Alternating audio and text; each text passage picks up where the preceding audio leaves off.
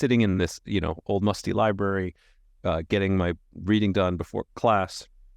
And as I get up to go to class, I feel this shooting pain through my spine. I actually threw my back out from reading. And this is one of the most powerful things you can find. It's like the universe will start whispering messages to you, and then it will start shouting at you. And eventually you have to hear it, or you're going to suffer more and more. You are such a creative energy force that the more I learned about your story, the more I was interested in not only the way your brain works, but that story and how it's affected your overall life. And I did the normal research of the website and looking through the book and listening to the podcasts. And, you are really someone who went a different path than you probably thought you were going to go. I'd love to give the listeners just a little bit of insight into, how you got into gaming, because a lot of our kids are playing a lot of games and most parents are like, you got to stop this. It's not going to amount to anything. And you know what? You've made one hell of a life out of it. Oh yeah, that's right. Yeah, we're actually, funnily enough, we're recording this. I'm home visiting my mom in Hollywood, Florida here, and she had the exact same reaction, right? Hey, gaming's fun when you're a kid, but like get serious and go do serious things. And it took me quite a while, and I'll tell the story about how to get back to this path where I was doing the creative things that I'm passionate about.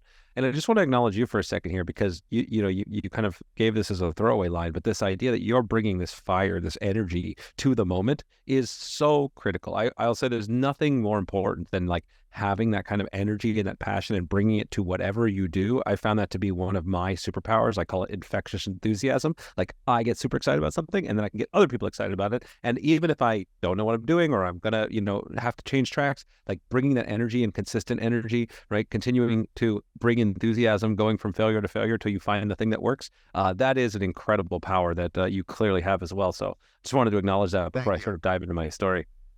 So okay, let's get into it. So my first entry into gaming was through a game called Magic: The Gathering. Now, so a lot of people, nerds out there may hear about it, but it's been around for about 30 years. It created this collectible card game category. Right now, it's still, I think, somewhere in the neighborhood of a $1 billion a year industry for just that one game. And it was when I was 17 years old, I went on a little road trip with some friends of mine and won the state championships from Florida, and then won the U.S. national championships a few months later. And that got me into the global scene, and I started traveling and playing in tournaments all around the world. So we'd have one tournament in Rome, and 3 months later we'd have a tournament in Tokyo and then Sydney. And, again, I'm still in high school during this time, and I'm winning a good amount of money that suddenly allows me to pay my way through college and kind of experience this whole world at a tier that I'd never experienced before. So this starts the journey, right? And I had a great time with it, but still I had that message. And this is the thing that I think, though the particulars of my story may be unique, I think this is something that can really resonate with people, is that there's still that message that society had for me, that is, there's a specific path you're supposed to follow. In my case, both my parents were lawyers. And so my path was go be a lawyer, right? So I went in, I was captain of my debate team. And I actually went to law school, and I gave up my gaming career. Even though I had already been making a living playing games, I went to go become a lawyer because that's what I thought I was supposed to do. And so whatever that thing is, there's this pressure around us of like, here's the mold you're supposed to fit in. And it took me about a year of being unbelievably miserable in law school. I mean, I've told the story before, but like I remember very specifically I'm at NYU Law. I'm trudging through the snow in the morning. I'm just cold. I'm miserable. I was about 40 pounds heavier than I am now, just to give a sense of like how much like unhappiness reflected through my body and my energy levels. I'm sitting in this, old musty library, getting my reading done before class. And as I get up to go to class, I feel this shooting pain through my spine, and I have to hobble out of the library. I actually threw my back out from reading to give a sign like how much my body had reflected the like dis-ease that I was in. And even then, at that point, I still didn't realize that I was on the wrong path. I was still blinded by it, right? And this is one of the most powerful things you can find. It's like the universe will start whispering messages to you, and then it will start shouting at you. And eventually you have to hear it, or you're going to suffer more and more. And so fortunately, because of my background as a Magic player, as a pro player, I had an opportunity in the summer after my first year of law school to go do a internship at a company in San Diego called Upper Deck to work on a Marvel Comics versus DC Comics trading card game. And, now I'm 22, 23 years old at this point. I have the opportunity, instead of being miserable in law school or going to a law firm working for the summer, I can go to San Diego, live by the beach, work on comic book based games. Like, this was a dream come true. And I go out there and I love it. And this is where the process of being creative, there's some important lessons about here, because you kind of started this thing by telling me I was a creative person. And I did not believe in myself as a creative person. I never thought of myself as a creative person. I always thought there was some kind of magic secret sauce for creative people out there. And so it was very intimidating for me. I had to break it down into the principles, and that's kind of what I put into my book of, like, how do you do this as a non-creative person to do creative works? And anybody can, spoiler alert. And then, even then, at the end of that process, I still wasn't sure what to do. And they offered me a full-time job after that internship, full expense paid, fly me out there. And it was still the hardest decision in my life to that point, to decide to quit law school and move across the country and become a game designer.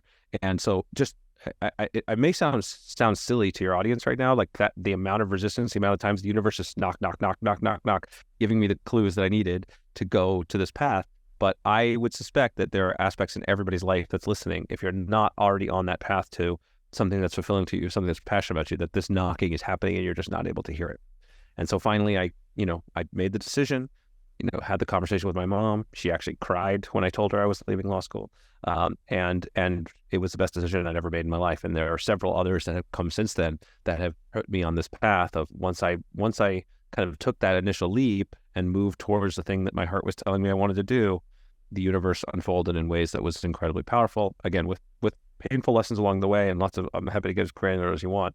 But I think it's the most fundamental message is, you find the thing that gives you energy, that lights you up, and you follow that path, and things will open up for you. And that's what's happened for me.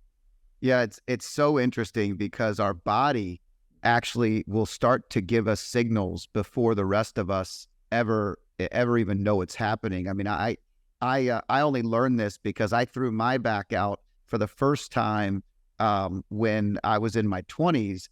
And then years later, when I started my new company in 2016, I got horrible back pain.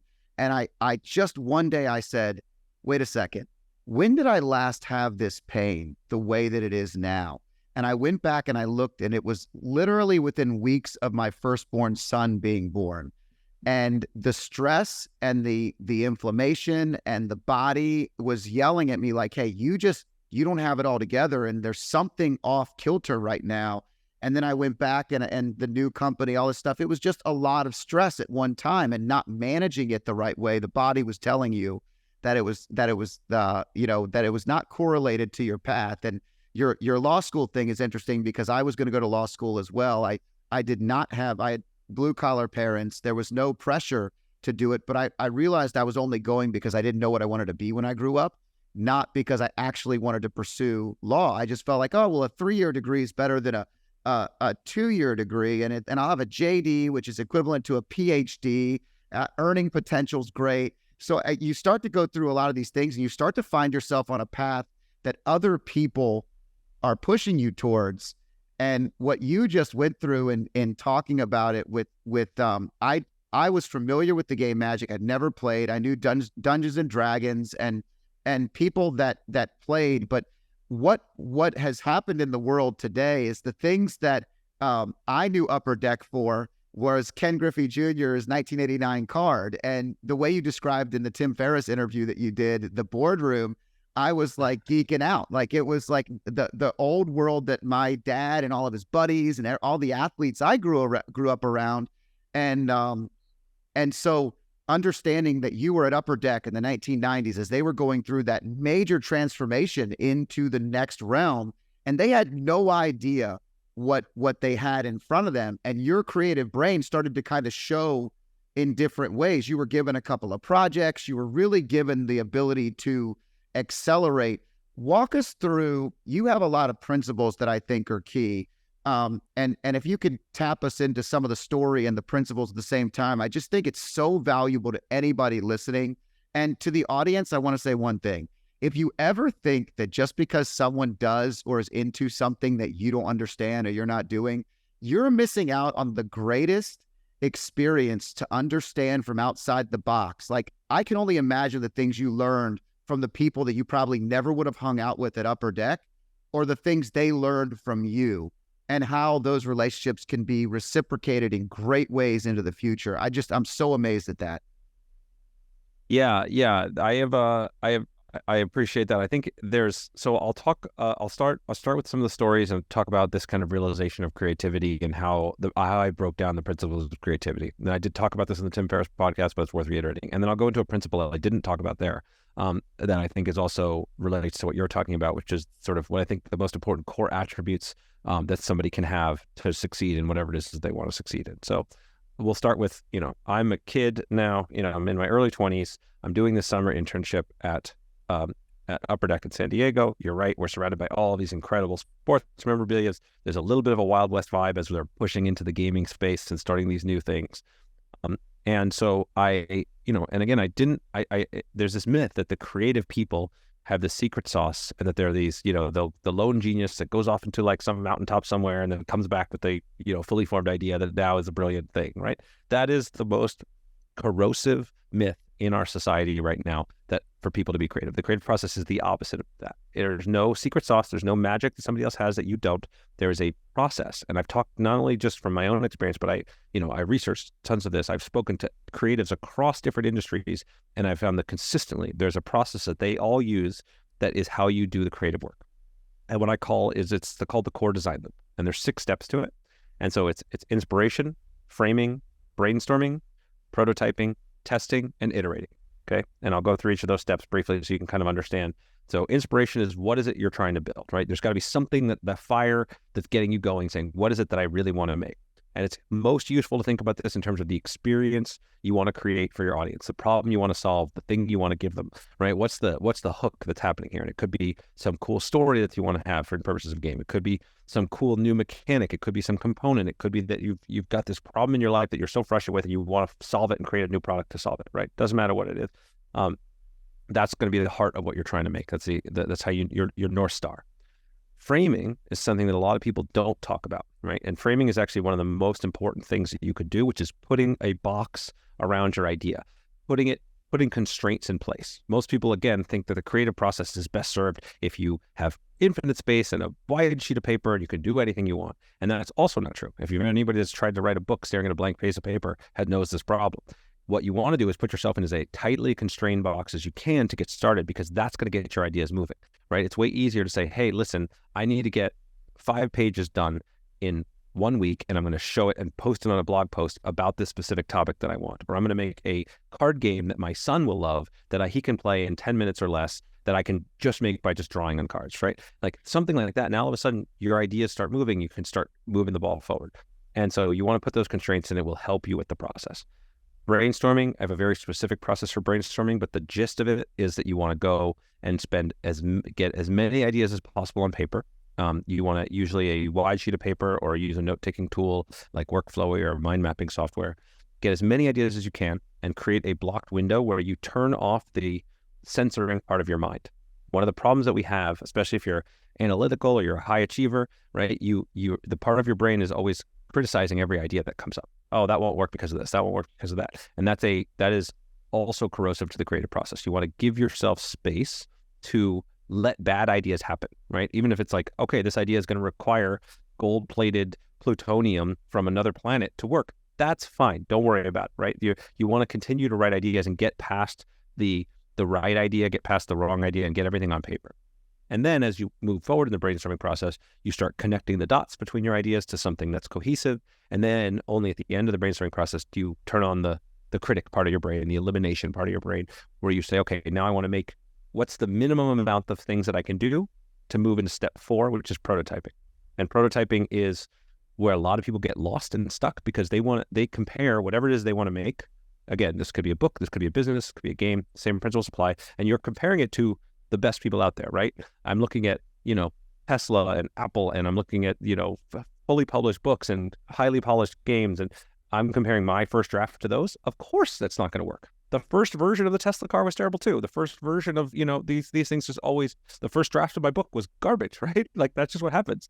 That's part of the process. So you want to make something that's simple, that's ugly, that just gets the fundamentals down, gives you something that you can move to step 5 with, which is testing, right? We all think we have great ideas. And We all do, but we also all have terrible ideas, and you cannot know until you actually validate them and test them, ideally with somebody in your target market, but you want to, find ways to validate what you're doing. And then based on what your feedback is, you move to step 6, which is iterating. So you go right back up to the top of the loop, right? It's a core design loop. So you're going to keep moving forward, and maybe your inspiration changes, or maybe that stays the same and you change your frame, or you just go back to brainstorming and figure out how you fix it, right? And you keep going through that loop again and again. And the more efficient and effective you become at going through that loop, the better your instincts are going to be in terms of when you're able to take in feedback, and taking in that feedback without it attacking your ego, right? People are going to tell you when you make something new, you make some creative work, it's like your baby, right? It's like you're just this child that you've created, and you think everyone's going to tell you how beautiful and lovely they are. And people are going to tell you your baby's ugly. And you need to figure out how to be okay with that. And so you separate your ego from the outcome of what you're creating, and then use that process to move forward and make something that's great. So it's a little bit of a longer answer, but I think it's just a really, I want to try to make it as concrete as possible for people, because there is no better way that I have found, and through decades of research, talking to the highest performers out there in the creative fields, to make something that hasn't been made before, right? If you want to make something that has been made before, you want to follow a recipe to bake a cake, or you want to, follow some diet regime, right? That's a different process. But if you're going to make something new and bring something new into the world, this is the process that works. It's great. I love it. And there's parts of this that I've used in my life, and when someone starts going through it and they lay it out in such a perfect process, you start to say, oh, this is a process I've followed before. And maybe I haven't labeled it this way, but this is how I've done this. And creativity, it's funny because growing up, my dad and mom would say, go outside and play. And my sister and I would get super bored, and we would say, there's nothing to do. And our dad would say, you guys have no creativity, no imagination, right?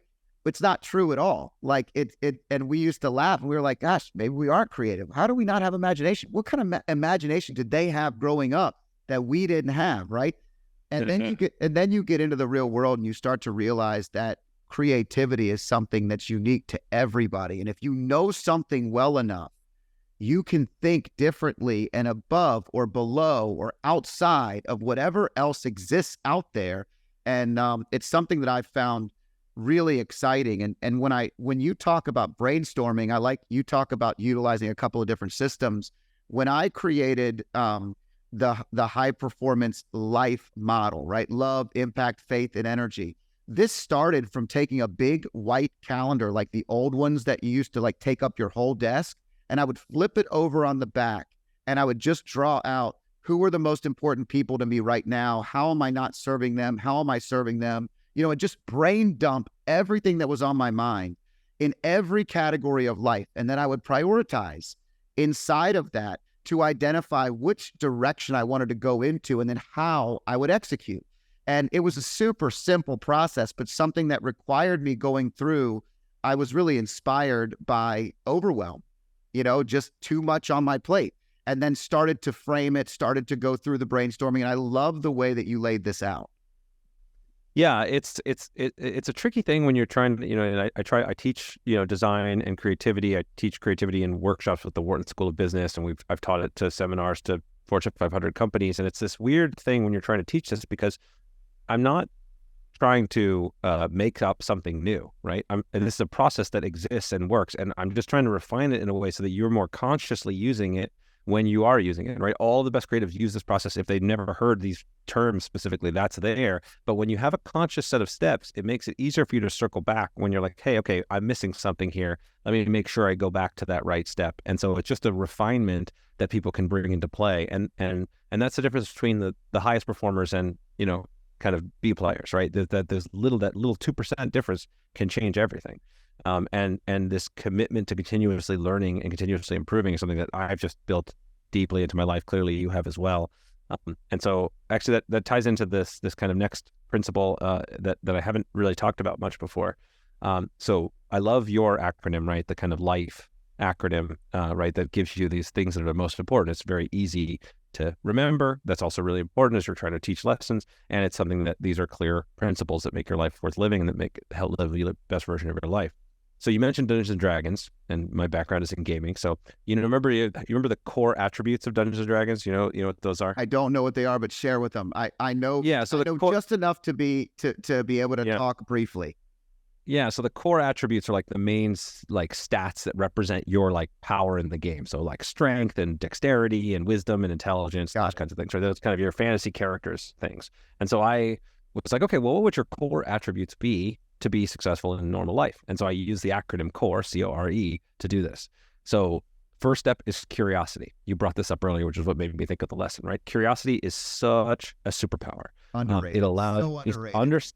It's so important. Like just follow your curiosities, find things you're interested in. When you are able, creativity is just combining two things that have never been combined before. You're not really inventing things new from whole cloth. So if you have curiosity in one field and maybe your passion about bird watching is suddenly going to come and connect to a passion about games. And actually one of the most successful games out there, and it's called Wingspan. It's a game about bird watching. I never would have thought that, but the designer was so passionate about it and she loved the process and brought it together and created that community, right? So just following different paths, finding out what you love. You don't know until you discover it, right? Like even with law school, for me, like I didn't know I wasn't going to love law until I did it. And then I learned that lesson. It was a painful lesson, but I learned that lesson. And so following these different paths and being as curious as you can about different things. And it also works for basic processes. Like took me forever to get into a meditation habit, right? But once I learned, a meditation instructor taught me, no, just get curious. Like exactly where is your breath coming from? Where do you feel the sensations in your body? How does it end? How does it transition? What, like this, just suddenly you could find this incredible depth and interest in something as boring as breathing. And so curiosity becomes a superpower. Then the second step is what I call obsession. And that's that ability. Once you find something that you're passionate about, you need to become obsessed with it. Dive deep, stay focused, spend hours on it, right? Like you can't force this phase, I believe. Like that's why the curiosity phase comes first, right? You've got to find something that you have this natural inclination towards, and then you just dive into it. When I was playing as a Magic Pro player and I was at the top of my game, I was playing for 6 to 8 hours a day, at least 5 days a week. I was in it, right? And when I'm working on a new game or working on a new book, like I am in it and you could barely distract me with anything. And so obsession, figuring out how to cultivate obsession. And I mentioned meditation. I think it's actually one of the best tools available to do that. Your ability to stay focused, train yourself to focus, the ability to block out distractions. So from, curiosity to find the thing you're passionate about, obsession, the ability to stay and have continuous deep work and focused attention on it. The R stands for resilience. And I'm sure that you could speak to this as well as I can here. There's things, life is going to punch you in the face. It's going to do it again and again. And you're going to have kids and family and work crises and health crises, and everything is going to throw its way at you. And some people are, have the kind of anti-fragile trait where you're going to have these bad things happen. They may throw you off your game for a little bit, but you're going to use them as tools for growth and you're going to come back. If you're the kind of person that can do that, when you have a failure, we're talking about the core design loop, when you have failures in the core design loop, which is part of the process, does that feed you into knowledge and growth, or does it crush your ego and then you run away and hide, right? You have to be able to be resilient to the hardships that life is going to throw at you, or you're never going to make it too far, right? You could stay in a little comfort zone bubble and, probably have a mediocre life, but that's not what we're here for. That's not what your listeners are here for. And so resilience is key. And then the last step is the letter E here, which is it's a combination of empathy and enrollment, right? That if you want to really succeed, the first three, the curiosity, obsession, and resilience, you can, as an individual, become an unbelievably high performer. But if you really want to have a massive impact on the world, then you need to enroll others in your vision. And that entails having empathy, understanding what other people's needs are, putting their needs ahead of your own, and being able to sell and be excited about your vision in a way that brings other people in so it becomes their vision as well.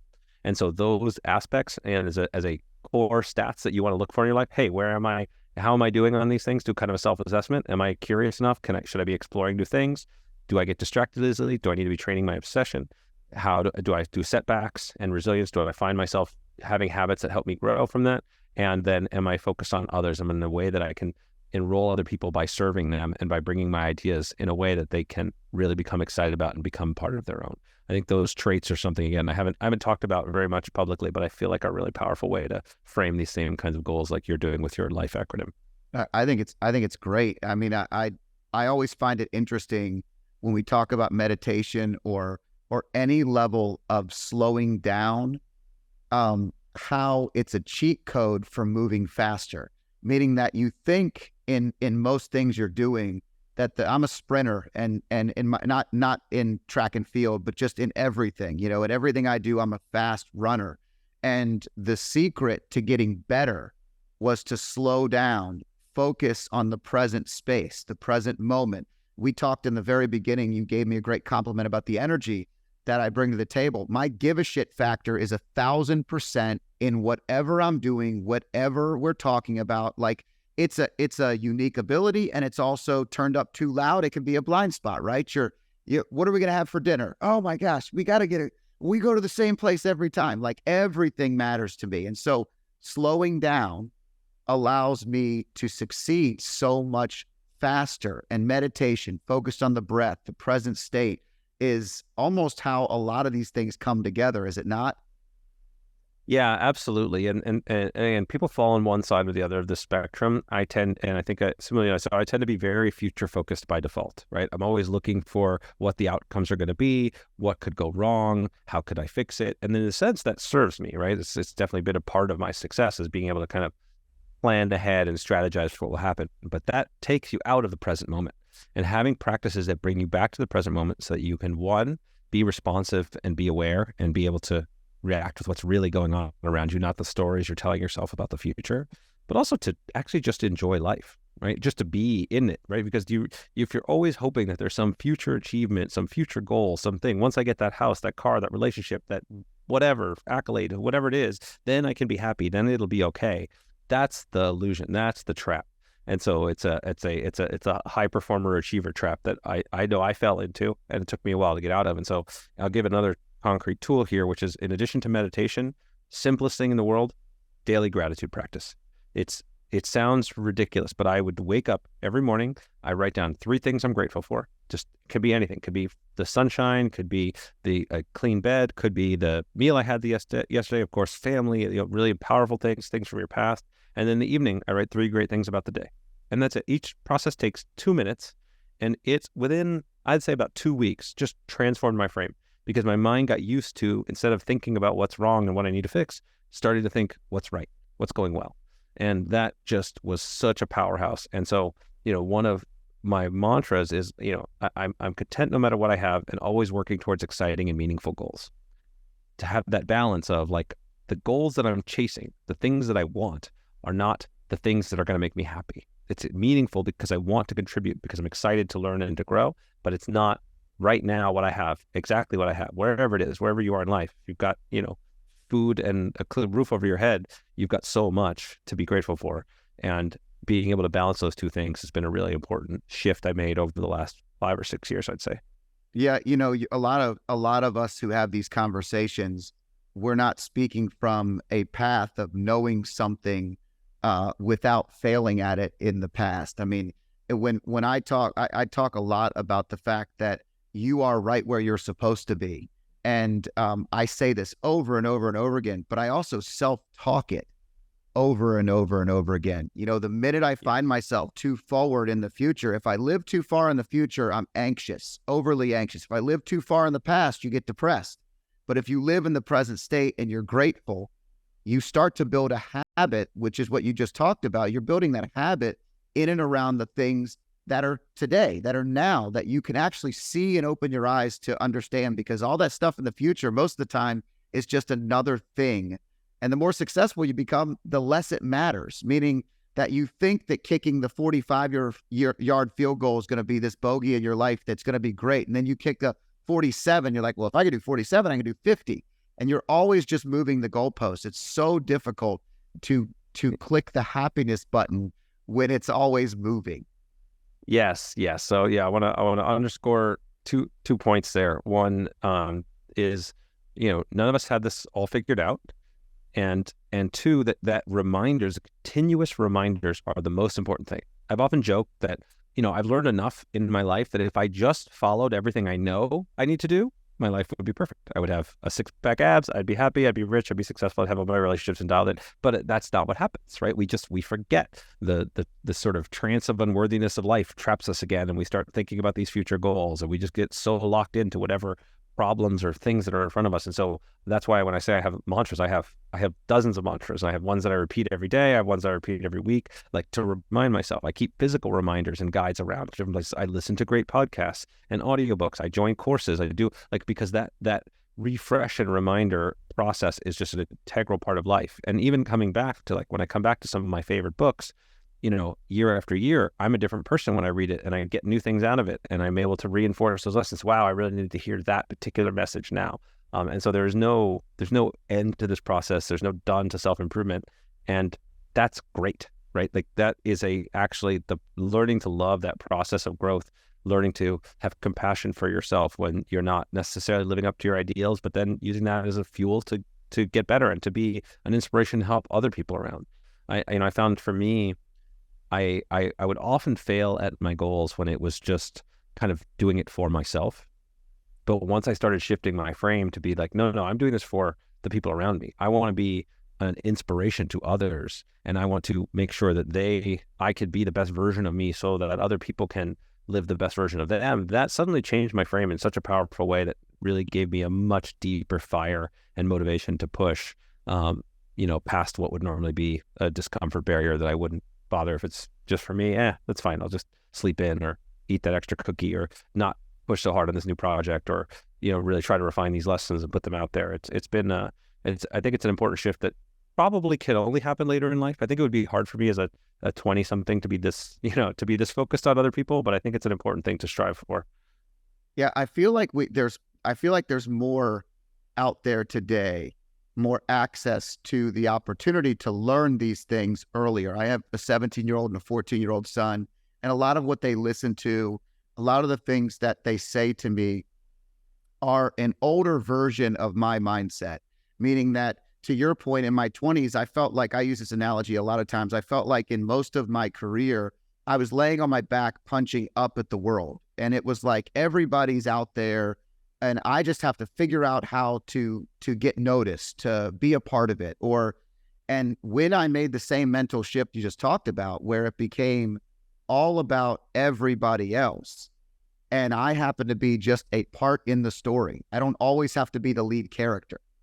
And when I was able to make that shift, it became about handing out, helping others, doing more, leveraging my skills and that unique ability to be a better version of myself, which started to elevate levels of success I didn't even dream of as a kid. And so, as you've developed things and you've built companies, and I love the story that and feel free to comment on that. I have another point. I'll actually pause and let you comment, because I get excited in these conversations. I'm not good enough or experienced enough yet to have the Tim Ferriss long form podcast, because I have to have the time on the guest. But the reality is, one day I'll have the long form and I'll work towards it, and we'll get to that point where I can go for in a couple hours and we build those things out. But I saw you light up a little bit when I was saying what I was saying, because I think you really relate to it. Do you not?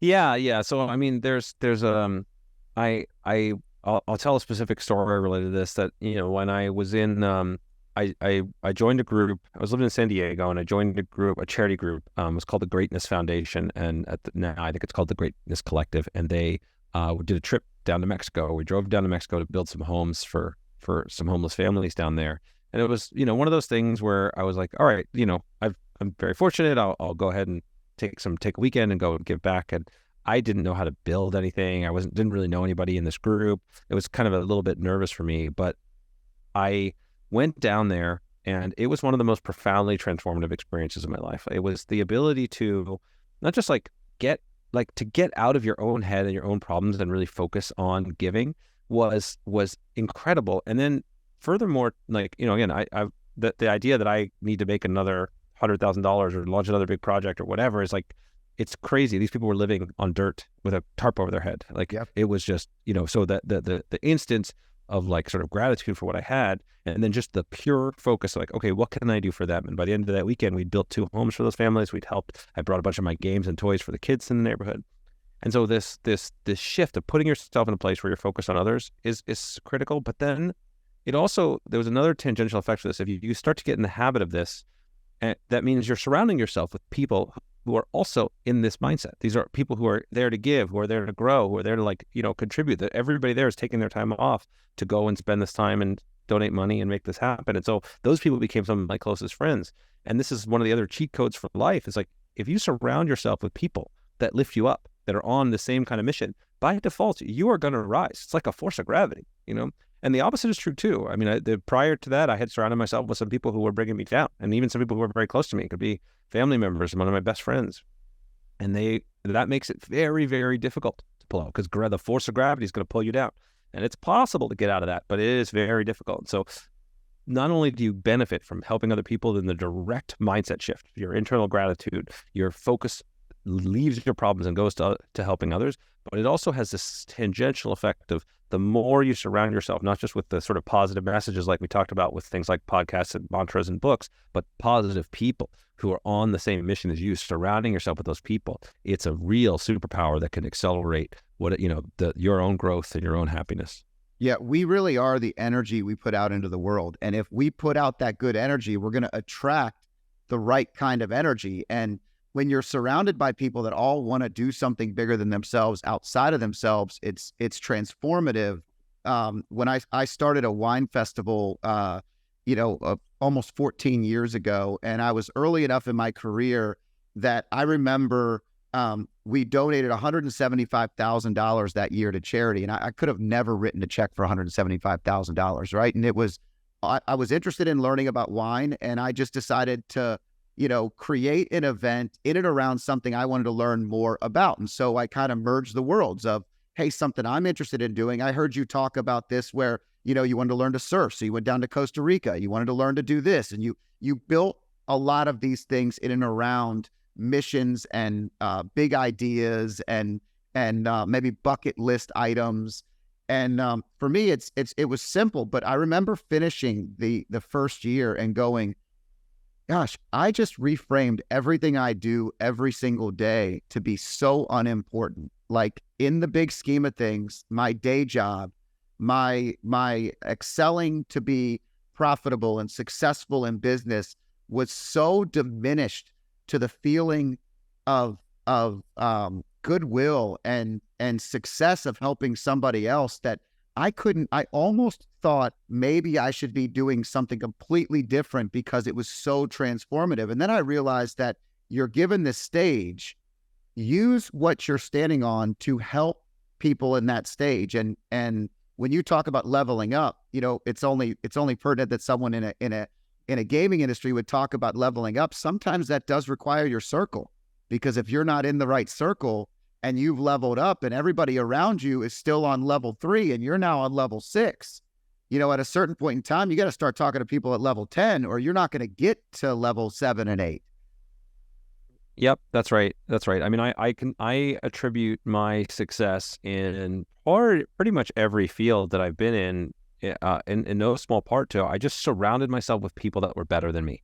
When I started playing Magic, I went and they had the best Magic team at the time was called Your Move Games, and they were based out of Boston. So I went to Boston and I started playing and testing with them, and they were better than I was, and I played against them until they weren't, and then I was able to be at the world-class level. When I, started my career as a game designer, I was lucky that I had other great designers around me at the company, and I would ask them all the questions. And then I started working with Richard Garfield, the guy that created Magic the Gathering, to work on our new project Soulforge, and that was, I'm obviously learning from the best. And I think there's such a powerful tool of surrounding yourself with great people.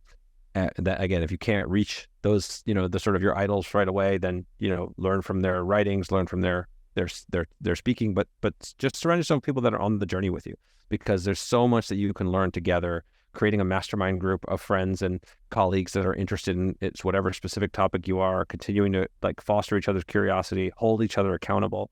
That ability there's so much power that comes from that. And it just makes the process more fun, right? I mean, we're all here lifting each other up. That's just, so my company motto for Stoneblade, it's work with awesome people, make awesome things, help each other grow, right? And we say it every week at our team meeting. We are here to really be the best versions of us and add value to the world. And as long as we're doing that, we're succeeding. Talk to me. I love that, by the way. And in running a company, it's really important to have that culture and the impact that goes well beyond you and the day-to-day job that someone's doing. And so it's difficult to do, but it sounds like you're doing an amazing job, and your company's obviously growing at a beautiful rate. Talk to me a little bit about the changing environment of I told you earlier, I have teenagers, right? I'm often amazed at the amount of time that they spend not together. They're very social, okay? They're different levels of social. I have two boys, completely different. But I find like every night they're on an Xbox game, like playing Fortnite or talking to somebody. Like the community of which gaming has, in some ways, it's actually brought people closer together. It's developed a community that makes people not feel alone in a world where every day people are more and more alone, right? And in other ways, there's a little less of the connectivity that maybe you and I would have. We were having a cup of coffee or a beverage out somewhere. Can you talk to me about the impact and maybe your viewpoints on that in any capacity? Because I'm just interested in seeing where your brain's at there.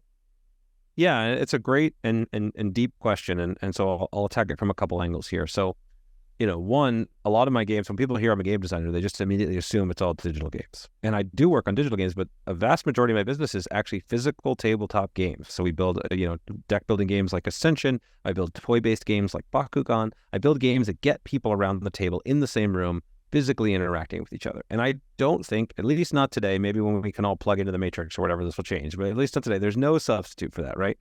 I really do think that getting in the same room, all of the kind of nonverbal communications that come from body language and being there, and I think that's just irreplaceable. So I think, and though there is certainly a loneliness epidemic, and there's a lot of challenges with people that are depressed because they're more isolated, the tabletop gaming industry and the event space now, especially since COVID, is booming right now, right? There are a lot of people that are hungry for this, that want to play. And so if you don't, even as simple as getting together a local game night with your friends, I think it's just so valuable. And so there's no replacement for that. Okay, so that's one side of this. I also do believe that the catastrophizing about the way that we interact online is overblown. I think that the tools that exist are incredibly powerful, right? I'm a digital nomad. I have been for the last almost 3 years. I travel and live all around the world, and I am able to use tools like the one we're using right now, right? Connecting via Zoom to be able to have conversations and stay deeply connected with friends and family and colleagues and new friends and colleagues all over the world. That's incredible, right? I mean, imagine this happening 30 years ago, right? Imagine like what has changed so much in our lives, and the event of social media allowing us to stay connected. Now, if you're looking at the hyper-polished Instagram photos of the influencers out there, and that's becoming your model for life, obviously not healthy. But if you're able to connect and have deep conversations and share the events going on in your lives with people and hear their responses and hear them share in return, like that is really powerful. And gaming is kind of somewhere in the middle here, right? The online gaming specifically. So you've got your tabletop, your interactions. We're having dinner around the table. We're playing games around the table. Deepest, richest connections, but high cost to make it happen, right? We have to all be in the same place at the same time. We've got to commute. We've got all that. Social media is this, in most cases, these bite-sized interactions, your short little video clip, your short image, your short text, which doesn't really have all the context and richness of life, but it does let you stay connected. So that has value. And online gaming lives somewhere in the middle because you have a much richer connection point, right? Specifically like games like Fortnite and World of Warcraft and others where we're collaborating, we're strategizing together, we're lamenting our losses and celebrating our wins. Like we're really like facing simulated but viscerally, challenges and struggles and things together. So you really are building genuine friendships. I mean, I had friends who I had built in some of these online games who I had been close friends with, talked to every week for 4 years before I actually met them in person, right? And so there is real value to this. And as our society continues and the technology gets better, people are going to build more and more of these deep friendships online. It's become the personal interaction will get richer. I saw a demo recently in the Lex Friedman's podcast with Mark Zuckerberg, where he had a very, very realistic, avatar version of him talking to the avatar version of Mark. And as that stuff becomes more commonplace, that middle ground of us interacting in a virtual world will take on more of the richness and vibrancy of course, the tabletop in real life interactions. In principle, it could theoretically replicate it, but I think we're far away from that. And so I think that being intelligent about the way we use that, really diving into those worlds in ways that allow you to engage. I mean, we just spent a fair amount of time talking about the importance of surrounding yourself with people that lift you up, right? The ability to build rich connections with people anywhere in the world right? Similarly, like my company is now globally distributed. We have people from all over the world that work, that work with us. And it's incredible because I can access the talent and the passion of anyone anywhere, not just the people who happen to live in Southern California where we were based pre-COVID. And so I think that ability to dive in and build those genuine connections is important, and also making sure to carve out that time for real life physical interactions. That could be that, hey, you and your online friends that all love Fortnite come to a Fortnite convention or get together to meet up once a year or twice a year or whatever it is, right? That there are ways to integrate all these things in a way that's healthy, and to just be conscious of when it's not serving you. There's another one of those areas where you want to check in, right? Your body will tell you if you're like unhealthy and just sitting behind the computer all the time and you're not finding those interactions fulfilling. There are some very, unhealthy online communities and stuff as well in gaming as anywhere. Then of course you want to check back in with yourself and really get outside, go see some friends. But if it is fulfilling you, if you are able to have these deeper connections online, like use that as a tool for people who are trapped in some location where they don't necessarily have a local community. It can be a real lifeline. I think in our lifetime, if we're lucky and blessed, I hope to see gaming used in a way, and minds and creative mindset like yours used in a way that we alter and adjust the way education is presented to children today. Because I think one of the most disheartening things is, my wife's a kindergarten teacher, and if I walk into the school today, I still feel like the walls are closing on me because it's so tight, it's so fixed, it's so broken. And it's like we have this recipe of knowing how to make the perfect chocolate chip cookie. It's going to taste good every time. Everyone's going to want to bite out of it. It's going to make you healthy, like something that a chocolate chip cookie would never do. But we ignore it, and we don't amplify the learning potential. While everyone else is learning on the outside that way, they're not learning on the inside that way. And I would love to see that changed. Yeah, no, I'm very passionate about this. And so I have, I will do lectures at schools. I have taught, I've tried to teach these principles, and everybody needs a different level of the message depending upon where you are in your journey, right? I built what I called the Level Up Habit Journal, which is a kind of little physical journal you can carry with you. I have one here that I use all the time. And it's just used as the principles of game design to make your daily habits and routines and goals easier to process and moves, right? My job as a game designer is to create systems to make you do what I want you to do and enjoy and create a great experience for you, right? And so being able to do this in a way that lets you do what you want to do and create a great experience, I think is really important. Being able to understand the principles of things like the core design loop and just letting people practice struggling with the unknown. Too much of schooling is the teacher has a specific answer. They want you to regurgitate that answer. In fact, it's like why I became a philosophy major in college, because I had previously, I'd messed with pre-law and with history and English major and all of these things. And it was all of that was just literally, they just wanted me to regurgitate what they wanted me to say. And what they wanted me to say. And I just couldn't, I was so bored. I was like, what am I doing here? And it was only when I joined the philosophy department that I was able to say, okay, no, they just want me to make whatever position I want to make, but defend it and show your logic, show your thinking, right? And that is the kind of skills that we need nowadays. Especially with the advent of AI and the ability to not just, have any piece of information at your fingertips, but all of the low-level processing and regurgitation. Like AI is already crushing almost all of the placement exams and all of the basic level things, right? So the world is changing fast. So what's going to be really important is things that are your ability to solve novel problems, your ability to learn quickly and leverage those tools, and your ability to have tools to manage your own mindset and energy levels and fitness that will help you to adapt and help you to, because none of us can predict what's going to be the case 20 years from now. Right? It's moving so fast, and it's fascinating. I love thinking about it and talking about it, but really having an education system that supports. And then when I say education system, I don't just mean, K through 12 or college. I mean lifelong education. There's nothing more important than that continuous beginner's mindset, continuously focus on growth. What we provide to our kids, critically important, but what we feed ourselves is as important, because then we're going to be the ones that reflect it, right? Your kids are going to pick up far more from you as a parent or from their peers than they are from a teacher. And that being able to kind of have that message and live that message is one of the most powerful tools anybody can do to help really grow the system and improve it. Yeah, it's interesting. I can remember my wife today, who we've been married now 20 plus years. we were dating in college. She took philosophy because she figured I was in the class. She was like, if I can't do this, then at least he can help me. And my sister took it. My best friend took it. And they were all bombing it. They were absolutely, they could not grasp. They all are similar thinkers. They're operational in mindset. They're systematic in approach. I mean, I admire the way they think, right? But when he put the chair up and he said, this is not just a chair, you know, and you have to write about why it's not just a chair. They had nothing on a piece of paper, and I had pages on how it wasn't just a chair. And I remember thinking, hey, maybe this is something that I can actually get behind. Like, I understand. I love, I love the fact that I saw a quick video when I was doing a little bit of research of you, and you said something like, when you're stuck and you want to try something, you want to really get out of the space that you're in, open up a random book and point to a page and read through it and see how it resonates with you, right? Talk just briefly about that. We'll wrap up here. And I just feel like, because it's the spark that when you have a creative mind, you don't have to force it to do something. Sometimes you could just move it in the right direction, and it will lead you into something you didn't even know existed.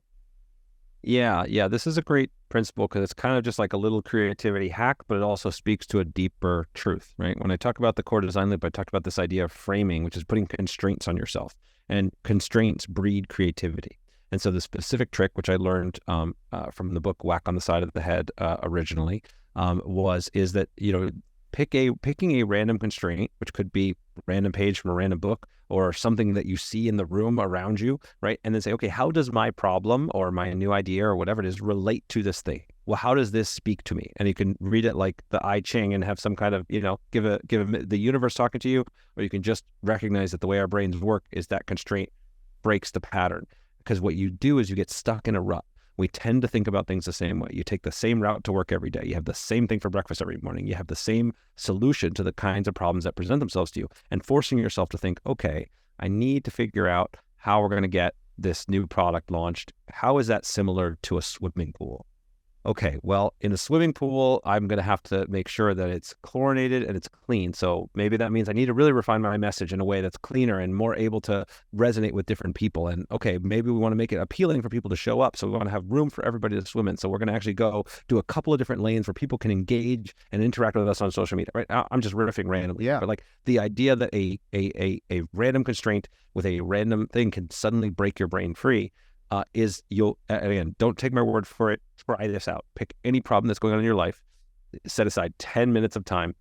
Come up with any constraint. Pick a book, pick a thing, and then start writing. And you'll find, several of the ideas are not going to make any sense, but some of them will. I guarantee you're going to find some gem in there that your brain wouldn't have allowed you to do if you weren't willing to give yourself this other constraint and give yourself a little bit of a playful mindset, right? Move past this idea that it's got to be right, it's got to be perfect. Try different things, and these types of tools it's that process of training your creative brain.